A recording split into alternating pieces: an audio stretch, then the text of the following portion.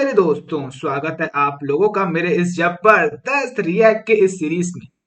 इस सीरीज में हम लोग रिएक्ट को एकदम जीरो लेवल से समझेंगे। मैं आप लोग को सारे रिएक्ट के फंडामेंटल कॉन्सेप्ट्स एक्सप्लेन करूंगा।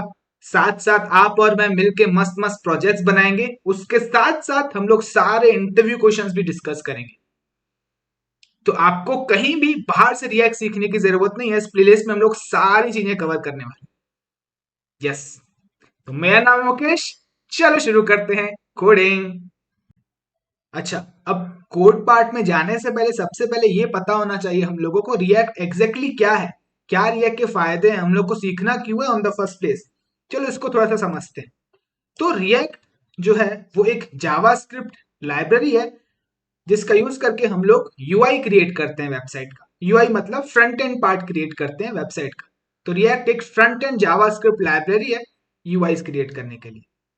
अच्छा, अब रिएक्ट से जो आप वेब एप्लीकेशंस बनाते हो वो एक सिंगल पेज वेब एप्लीकेशन होता है। सिंगल पेज वेब एप्लीकेशन मतलब जब आप एक पेज से दूसरे पेज में नेविगेट करते हो तो पेज रिफ्रेश नहीं होता है, उससे यूजर एक्सपीरियंस बड़ा ही अच्छा मिलता है। और क्योंकि आप पेजेस के लिए सर्वर पे रिक्वेस्ट नहीं करते हो, इंडिविजुअल पेजेस के लिए आप सर्वर पे रिक्वेस्ट नहीं करते हो, तो सर्वर पे लोड भी कम आता है। अच्छा, अब आप लोग बोलोगे मुकेश, क्या ये सारी चीजें हम लोग जावास्क्रिप्ट से नहीं कर सकते क्या?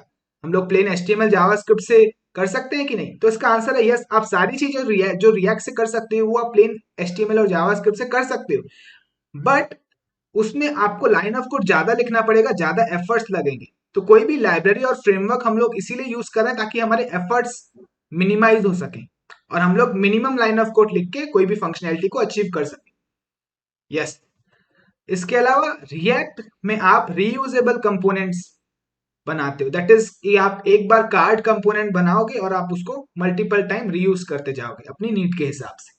तो आप डुप्लीकेट कोड नहीं लिखते हो। उसके अलावा जो रिएक्ट है बड़ा ही सरल है सीखना बाकी फ्रेमवर्क्स के कंपैरिजन में। इसके अलावा रिएक्ट की बहुत बड़ी कम्युनिटी है। अगर आप कहीं पे भी फंसते हो और आप अपना डाउट गूगल करते हो तो उसका पहले से ही किसी ने आंसर दे दिया होगा स्टैक ओवरफ्लो पे।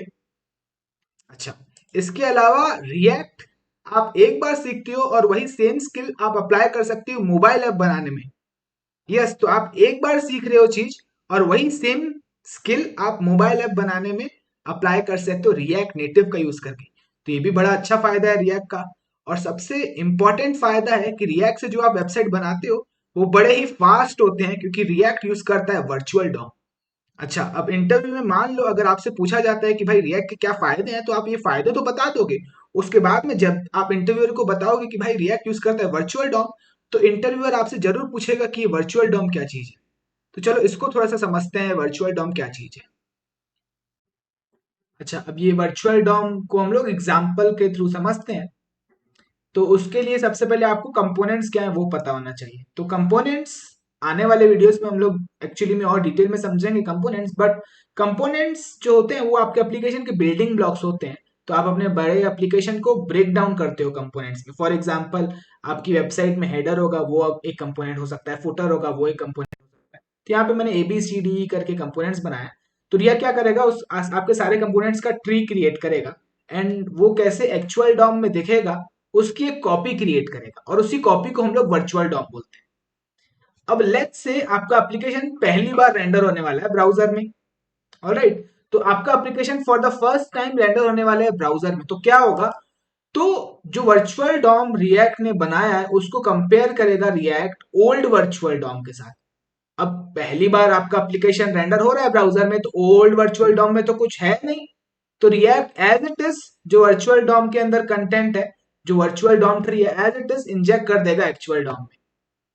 ऑलराइट, तो एज इट इज जो वर्चुअल डॉम ट्री है पेंट कर देगा रिएक्ट एक्चुअल डॉम में।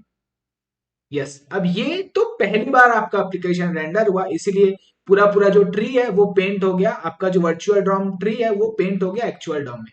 ये पहली बार क्योंकि आपका एप्लीकेशन रेंडर हो रहा है ब्राउजर। अच्छा, अब दूसरी बारी लेट्स से कि आप सिर्फ इस स्पैन टैग के अंदर कुछ टेक्स्ट चेंज करते हो, तो एक नया वर्चुअल डॉम क्रिएट होगा और रिएक्ट क्या करेगा, इस नए वर्चुअल डॉम को कंपेयर करेगा ओल्ड वर्चुअल डॉम के साथ।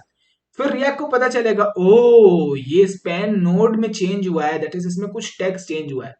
तो रिएक्ट को पता चल जाएगा कि ओके मेरे को सिर्फ इसी नोड में चेंज करना है। तो रिएक्ट क्या करेगा, एक्चुअल डॉम के अंदर जाके वो चेंज जो है एक्चुअल डॉम में सिर्फ उसी नोड पे वो चेंज अप्लाई होगा। तो रिएक्ट पूरा पूरा जो ट्री है फिर से पेंट नहीं करता है, क्योंकि पूरा पूरा ट्री पेंट करना अगेन इट्स वेरी एक्सपेंसिव। तो इसीलिए रिएक्ट वर्चुअल डॉम का कॉन्सेप्ट यूज करता है और इसीलिए रिएक्ट बहुत फास्ट है। तो आप लोग देख रहे हो कि रिएक्ट डायरेक्टली डॉम को अपडेट नहीं कर रहा है, एक प्रोसेस फॉलो कर रहा है, that is virtual DOM use कर रहा है। अब ये जो प्रोसेस है या ये जो वर्चुअल डॉम मैं बोल रहा हूं ये और कुछ नहीं है, ये एक एल्गोरिदम ही तो है। ऑलराइट, तो रिएक्ट एक एल्गोरिदम फॉलो करता है जिसका यूज करके वो एक्चुअल डॉम को अपडेट कर रहा है। तो वर्चुअल डॉम और कुछ नहीं है, वर्चुअल डॉम एक एल्गोरिदम है जिसको हम लोग रिकंसिलेशन एल्गोरिदम बोलते हैं। ऑलराइट, जब दो ट्रीज को कंपेयर करते हैं तो उस प्रोसेस को हम लोग डिफिंग बोलते हैं। Alright, that is checking for changes. Alright, अब जब डॉम अपडेट करने की बारी आती है तो उसके लिए हम लोग एल्गोरिदम यूज करते हैं। ऑलराइट, तो वर्चुअल डॉम और कुछ नहीं है, एक एल्गोरिदम है जिसको हम लोग रिकंसिलिएशन एल्गोरिदम बोलते हैं। तो अगर आपसे कोई पूछे कि भाई रिकंसिलिएशन क्या है, तो आप बोलोगे रिकंसिलिएशन एल्गोरिदम है जिसका यूज करके रिएक्ट एक्चुअल डॉम को अपडेट करता है।